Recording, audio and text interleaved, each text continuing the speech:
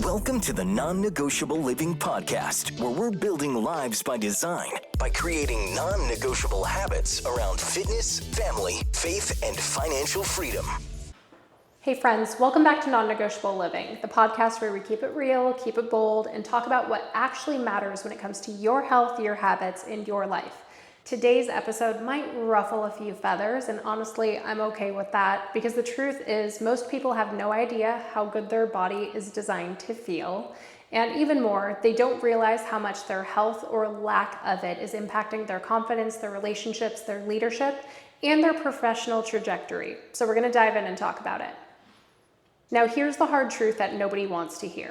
The other day, someone said to me, "I'd take your advice because you look the part." They asked me what I did. I told them I owned a fitness coaching company, and they said, "Oh yeah, totally get it. You look exactly like you'd own a fitness company."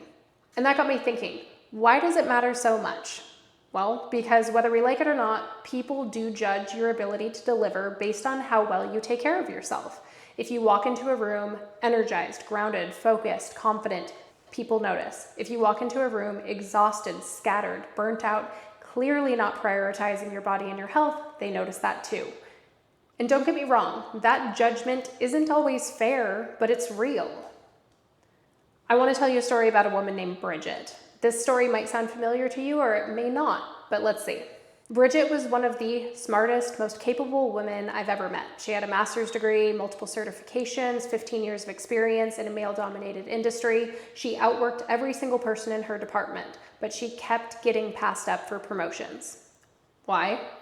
Because Bridget had no self-confidence and she didn't believe in herself. She lacked confidence in her body. She didn't feel comfortable in her clothes she wore. She shrunk in meetings. She hesitated to speak up, and she constantly over-apologized. She told me, "I feel like I'm working 10 times harder than everyone else and nobody sees it." So we started working together. Bridget began training consistently. She started eating to fuel her body instead of shrinking it.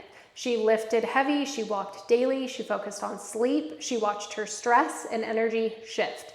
But more importantly, her confidence changed, her presence changed. She began walking taller, speaking more clearly, asking for what she wanted, holding space in meetings without second guessing, and she stopped apologizing for everything. And 3 months in, guess what? She got promoted. Her leadership team said, "Something shifted, and you've stepped into the confident leader we need you to be." Bridget didn't just look different, she carried herself differently. She had energy, she had conviction, she believed in herself, and the people responded to it. And unfortunately, the research doesn't lie. So let's talk about some statistics. First off, according to the American College of Sports Medicine, employees who engage in regular physical activity are 14% more productive than those who don't.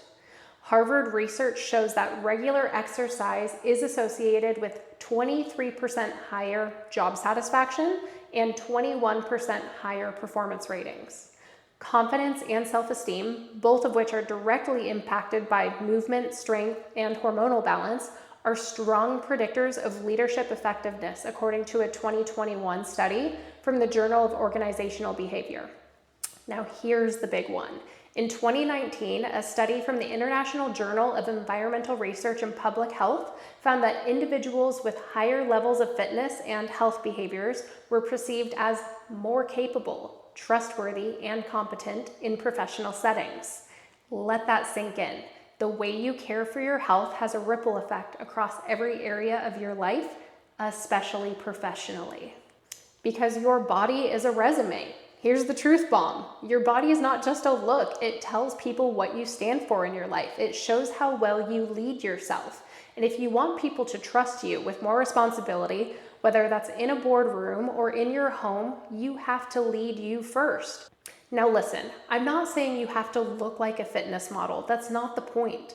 But when you're confident in your skin, when you prioritize your energy, your strength, your nourishment, it changes how you show up. You speak more clearly, you command more respect, you operate from stability instead of chaos, and people respond well to that. I'm going to give you a personal example. And this might be an uncomfortable thing to hear for some people, but it's real.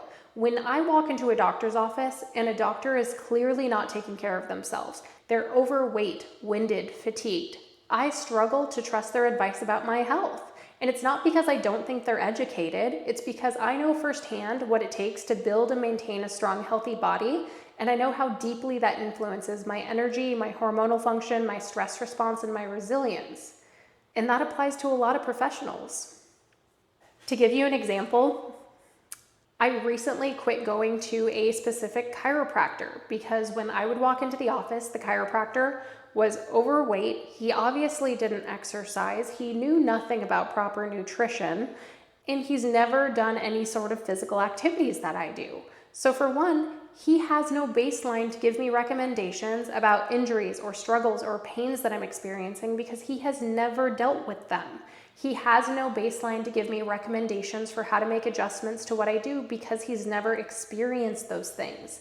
So I quit going to him and I found a new chiropractor because I want somebody who is at or above my health and fitness level to be giving me recommendations.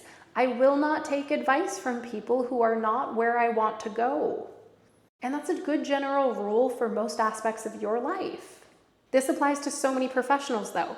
Chiropractors who don't understand body movement, therapists who are burned out by coaching others on mental health, but their mental health is struggling, executives who expect high performance but can't manage their own wellness and their own performance, parents trying to instill confidence in their kids while drowning in self-doubt. You can't lead from behind. You have to set the example. You have to show with your life that you prioritize what matters.